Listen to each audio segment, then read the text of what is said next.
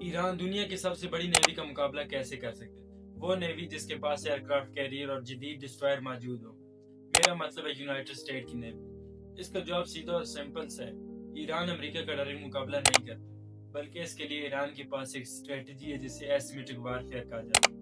آئیے اس اسٹریٹجی کو سمجھنے کی کوشش کرتے ہیں۔ ابھی میں آپ کو دو سویلین شپ نظر آ رہی ہیں جو یونائٹڈ اسٹیٹ کے ایئر کرافٹ کیریئر کے قریب سفر کر رہی ہیں۔ دیکھنے میں تو یہ ایک عام شپ جیسی لگتی ہیں، لیکن ان شپس کے اندر ایک خاص بات ہے۔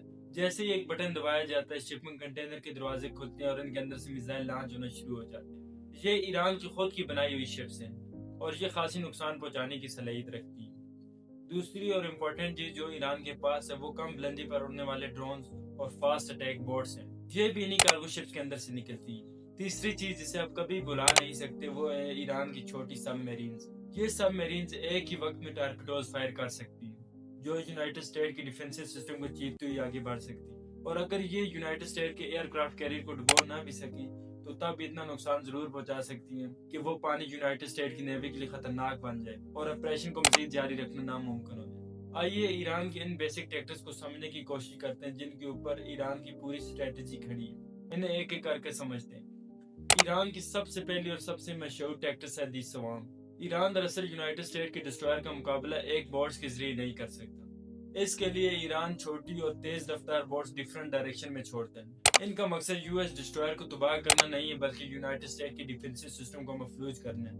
جب ایک یو ایس ڈسٹرائر کے سامنے بہت زیادہ بورڈز آ جاتی ہیں تو یونائٹڈ اسٹیٹ کے ڈسٹرائر کے لیے ان کو ٹریک اور ان کے اوپر اٹیک کرنا مشکل ہو سکتا ہے۔ اس کی وجہ سے یو ایس ڈسٹرائر آسانی سے تباہ ہو سکتا ہے۔ دوسری اور سب سے امپورٹنٹ ٹیکٹس ہے mining the strait. The strait of Hormuz دنیا کا سب سے امپورٹنٹ آئل چوک پوائنٹ ہے۔ دنیا کی زیادہ تر کنٹری اسی راستے سے تیل حاصل کرتی ہیں۔ ایران کے پاس ہزاروں نیول مائن موجود ہیں جن میں سمارٹ مائنز بھی شامل ہیں۔ ان مائنز کی خاص بات یہ ہے کہ یہ مائنز پانی کے اندر دشمن جہازوں کو ڈیٹیکٹ کر کے ایکٹیو ہو جاتے ہیں۔ لیکن اصل سوال یہ ہے کہ ان مائنز کو بچایا کیسے جاتا ہے۔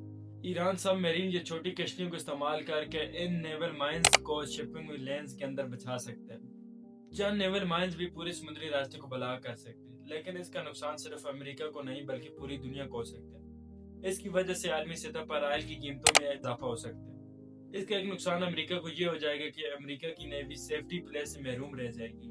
تیسری ٹیکٹس ہے دی کل زون۔ ایران کی ساحلی پٹی پہاڑی علاقوں پر مشتمل ہے۔ یہ دی موبائل میزائل لانچر کے لیے ایک قدرتی سیفٹی پلیس بن جاتی ہے۔ میزائل لانچر یہاں کھلے میدان میں کھڑے نہیں ہوتے بلکہ وہ پہاڑوں اور سرنگوں میں چھپے ہوتے ہیں۔ میزائل لانچر میزائل فائر کرنے کے فوراً بعد اپنی جگہ تبدیل کر لیتے ہیں اور دشمن کے جوابی وار آنے سے پہلے ہی وہ سرنگوں اور پہاڑوں کے اندر چھپ جاتے ہیں اور اچانک غائب ہو جاتے ہیں، جس کی وجہ سے دشمن کا ان کے اوپر اٹیک کرنا مشکل ہو جاتا ہے۔ اسی وجہ سے پرسن گاف ان کے لیے ایک کل زون بن جاتی ہے۔ یونائٹڈ اسٹیٹ کی شپس کو سمندر کے اندر چھپنے کی کوئی جگہ نہیں ملتی اور یہ شپس ان لانچر کے سامنے ٹارگٹ میں آ جاتی ہیں۔ یہ لانچر ان شپس کو آسانی سے اٹیک کر سکتے ہیں۔ ٹیکٹس نمبر 4 دی ایمبش تھریٹ۔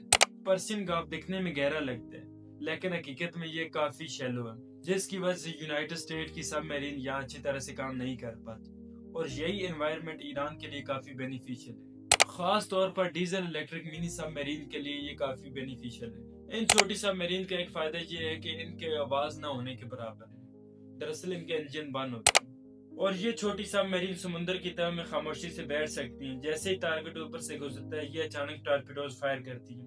ان کی سمال سائز ہونے کی وجہ سے اور ان کی آواز نہ ہونے کی وجہ سے ان کو ڈیٹیکٹ کرنا بھی مشکل ہے۔ یہ چھوٹی سب میرینز ان کم پانی والی جگہ کے لیے ہی بنائی گئی ہے۔ یہ یونائٹڈ اسٹیٹ کے ایئر کرافٹ کیریئر کی خطرناک بن سکتی ہیں۔ یہ سب میرین کسی بھی جگہ خاموشی سے اپنی پوزیشن لے سکتی ہیں۔ ایران کی اسٹریٹجی کا اصل مقصد یہی ہے کہ وہ یونائٹڈ اسٹیٹ کے ایئر کرافٹ کیریئر کو لڑنے کے قابل نہ چھوڑیں۔ اس کے علاوہ یہ سب میرینز پانی کے اندر نیول مائنز بھی بچا سکتی ہیں، جس کی وجہ سے امریکی جہاز اس بات پر مجبور ہو جاتے ہیں کہ وہ اپنے پہلے سے ہی طے شدہ ایمبش زون کے اندر داخل ہو جاتے ہیں اور جیسے ہی وہ وہاں پہنچتے ہیں ایرانی ڈرونز اور راکٹ فالو اپ ہو جاتے ہیں۔ ٹیکٹکس نمبر 5 دی ڈرون وارفیئر۔ اس اسٹریٹجی کو آپ نظر انداز نہیں کر سکتے۔ دراصل ایران نے مڈل ایسٹ میں خود کو ڈرون سپر پاور بنانے کے لیے بہت زیادہ کام کیا اور اس کے اوپر بہت زیادہ انویسٹمنٹ کی ہے۔ کسی جنگی صورت میں یو اے وی ایس کسی سیکورٹی ڈرونز کی طرح استعمال نہیں ہوں گے بلکہ وہ سوسائٹ ڈرون کے طور پر استعمال ہوں گے۔ اس اسٹریٹجی میں درجنوں نہیں بلکہ سینکڑوں ڈرونز ایک ساتھ چھوڑے جاتے ہیں۔ ان ڈرونز کے ٹارگٹ جہازوں کی ریڈار ڈشز ہوتے ہیں۔ ان کا اصل مقصد جہازوں کو تباہ کرنا نہیں ہے بلکہ ان کو اندھا کرنا ہے۔ جب جہازوں کے سینسر کام نہیں کریں گے تو جہاز کسی چیز کو ڈیٹیکٹ نہیں کر پائیں گے، جس کی وجہ سے یہ جہاز آسانی سے میزائل اٹیک کا نشانہ بن سکتے۔ ٹیکٹس نمبر 6، سپلائی لائن پر حملہ۔ یہ بات تو آپ سبھی جانتے ہیں کہ کسی بھی کنٹری کے لیے اپنی جنگ کو جاری رکھنے کے لیے سپلائی اس کے لیے کتنی امپورٹنٹ ہوتی ہے۔ جب سپلائی آنا بند ہو جائے گی تو اس کی جنگ جاری نہیں رہ پائے گی۔ اسی لیے امریکہ اپنی جنگ کو جاری رکھنے کے لیے بحرین میں موجود بندرگاہوں اور قطر میں موجود ایئر بیسز پر ڈیپینڈ کرتے ہیں۔ ایران کے پاس مڈل ایسٹ کا سب سے بڑا بلاسٹک میزائل موجود ہے جو ان کی اسٹریٹجی میں شامل ہے۔ دراصل ایران کا اصل مقصد یہ ہے کہ وہ یونائٹڈ اسٹیٹ کی نیوی کو ان تمام چیزوں سے محروم کر دے جن کے بغیر جنگ لڑنا ناممکن ہے۔ ایران جن ہائی ویلیو ٹارگٹ کو سب سے پہلے نشانہ بنا سکتا ہے ان میں شامل ہے الجوڈائڈ ایئر بیس قطر، بحرین NSA، عراق میں موجود یونائٹڈ اسٹیٹ کی ملٹری بیسز، UAE میں الڈفارہ ایئر بیسز۔ اگر ایران اور امریکہ میں جنگ چھڑ گئی تو سب سے زیادہ خطرے میں جو جگہ ہوگی وہ قطر میں الجوڈائڈ ایئر بیسز۔ دراصل یہ مڈل ایسٹ میں یونائٹڈ اسٹیٹ کا سب سے بڑا فوجی اڈا ہے، یہاں تقریباً 8000 امریکن فوجی تعینات ہیں اور اسے پورے خطے میں امریکی فضائی آپریشنز کی بیک بون سمجھا جاتا ہے۔ اگر آپ کو یہ ویڈیو اچھی لگی تو ویڈیو کو لائک کر کے چینل کو سبسکرائب کریں۔